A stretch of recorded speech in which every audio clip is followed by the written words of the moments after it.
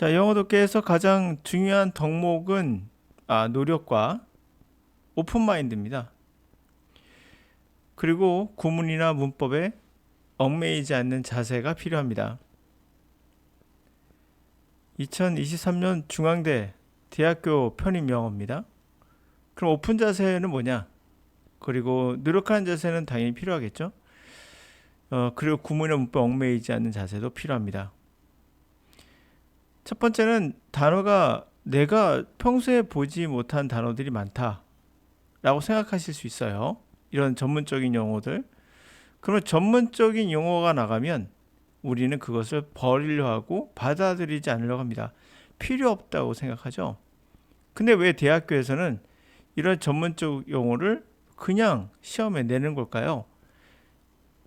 칼슘 파스페이트 같은, 칼슘 모르면 사실 간첩이죠. 우리가 알고 있는 단어지만 스펠링이 나왔을 땐 모를 수 있어요. 알칼라이, 이것도 알칼리란 말이죠. 알고 있는 거죠, 평상시에. 그럼 우리가 알칼리란 말을 모르는 사람이 없을 정도로 일상생활에 많이 쓰는데, 그럼 미국 사람들이 알칼리란 말을 쓸까 안 쓸까요?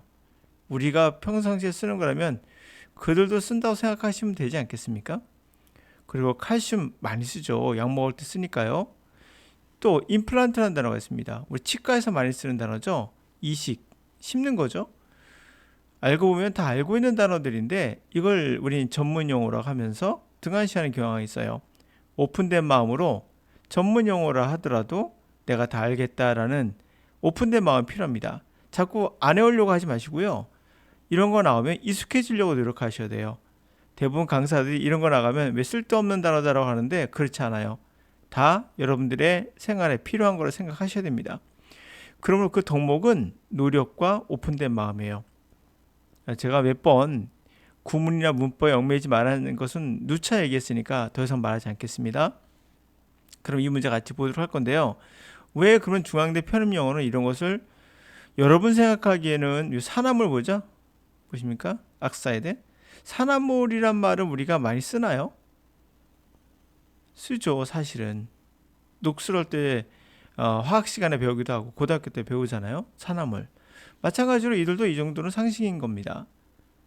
그럼 대학생들에게 요구되는 게 뭘까요? 특히 대학원생이라면 사이언스지나 네이처 같은 공대생들은 필요한 거 아니겠어요? 이거 영어로 돼 있나요? 한글로 돼 있나요? 당연히 영어로 돼 있죠.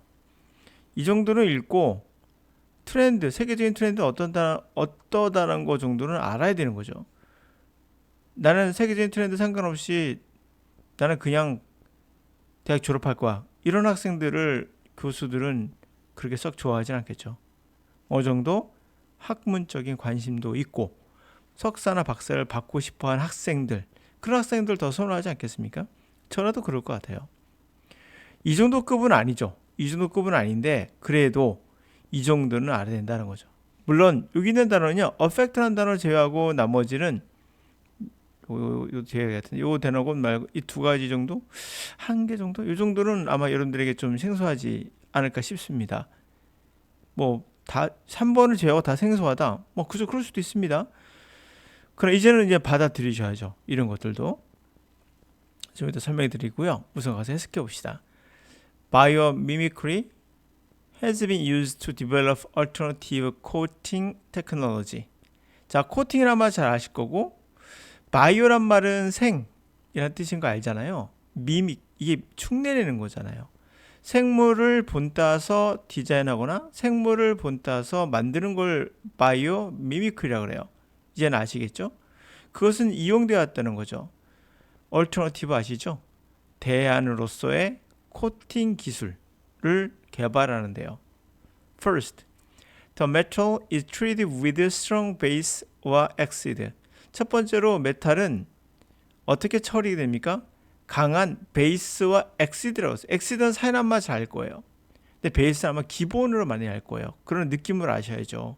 이게 산이면 강한 기본 이렇게 나가지 않겠죠. 대칭되는 부분이 있으니까. 이게 바로 염기입니다. 강염기와 강산을 가지고, 강산성을 가지고 먼저 트리트가 돼요. This treatment transforms the surface into the alkali salt or hydrated oxide. 이러한 트리트먼트는 트리트먼트 어렵다고요? 여러분 산포할 때 트리트먼트 쓰지 않습니까? 그게 머리를 처리하고 달궈주는 거잖아요. 그 단어가 이 단어가 바로 일상생활에 쓰이는 단어죠 사실요. 이렇게 트리트먼트가 되면 트랜스폼 변형을 시키는데 표면을 뭐로 바뀌었으면 알칼리염이나 또는 하이드로에 되면 우리가 하이드가 물술자잖아요. 수화된다는 얘기죠. 근데 악사이드가 산이니까 산화물이니까 수산화물이 되겠죠. 수산화물이 되네. 그죠? 수산화물. 물에 녹슬었다는 얘기입니다. 한마디로. 악사이드는 산성화됐다. 산성화됐다가 뭐죠? 상식적으로 알아두세요. 산이 산소와 닿으면 녹슬죠. 그게 산화됐다고 하죠. 평소에 쓰죠. 녹슬었네? 산화됐네? 하여튼 하이드로이드는 뭐 물이고요. 물에 닿아서 녹슨 거죠. 한마디로. 수산화물로 바뀐다는 겁니다. These show negative surface charge so they can attract. 이거 칼슘이죠. 이건 어떻게 되는지 모르겠네.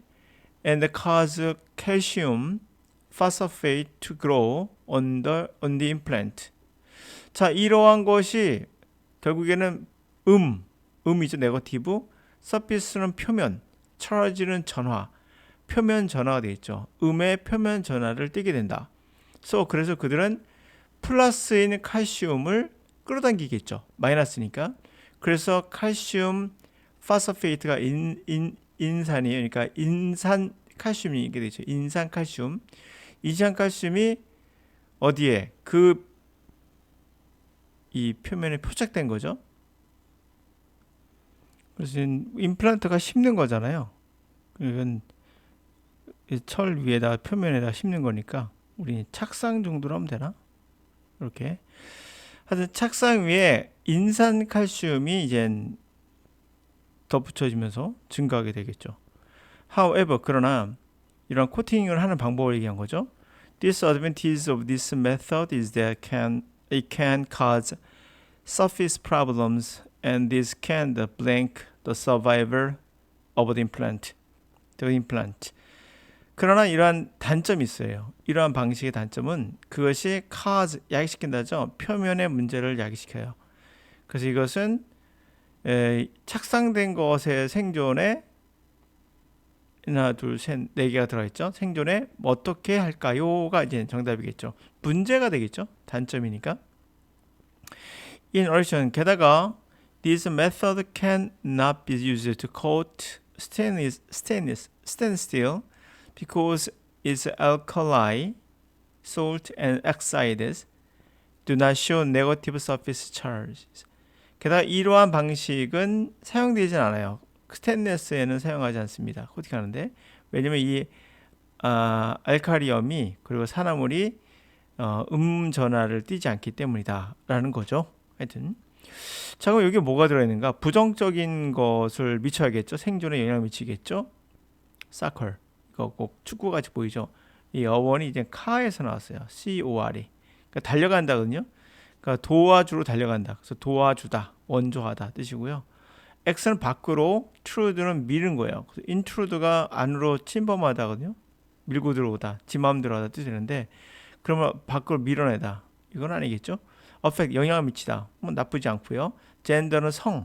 근데 인젠더가 되면 아이를 낳다도 되고, 어떤 감정 같은 거를 불러일으키거나 낳을 때도 쓰죠.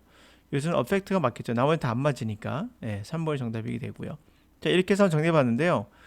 우리가 뭔가를 할 때 오픈된 마음을 가지지 않고 부정적인 마음으로 야, 이게 뭐 단어 왜 이렇게 어려워? 왜 이렇게 어려워? 하면 여러분 옆에 누구 있는지 아세요? 그렇지. 맞아, 네 말이. 영어는 쉬운 거부터 해야 돼. 라고 말하는 사람이 있을 거예요. 틀린 말은 분명 아니에요. 또 맞는 말도 아닙니다. 정답도 아니고 그렇다고 틀린 것도 아니고 정답이 없어요. 그러면 쉬운 걸 하면은 우리가 영어가 굉장히 발전해 갈 것인가? 그렇지도 않아요. 그래서 여기서 약간 수정한 게 쉬운 거가 있어요. 자기가 따라갈 정도로 이거보다 조금 어려운 거라고 해서 이렇게 이제 계속 조금씩 올려라라는 개념에 이런 것도 물론 할 수 있어요. 이렇게 나쁘진 않아요. 그런데 좀 더 욕심내시면 이거보다 몇 단계 위를 해도 그렇게 나쁘진 않아요. 오픈된 마음이 필요하다는 거죠. 이건 필요 없어. 왜 이래 쓸데없는 단어 왜 알아? 이러면 안 되는 거죠. 우리가 알카리란 말 많이 쓰거든요. 그렇지 않습니까? 그리고 염기, 뭐 산, 뭐 이런 거 많이 쓰죠. 산성비 안 쓰는 사람 없잖아요. 다 알잖아요, 산성비. 우리 일상상의 산성비를 알면서 영어의 산성비를 알면 안 됩니까? 알아야 되는 거죠.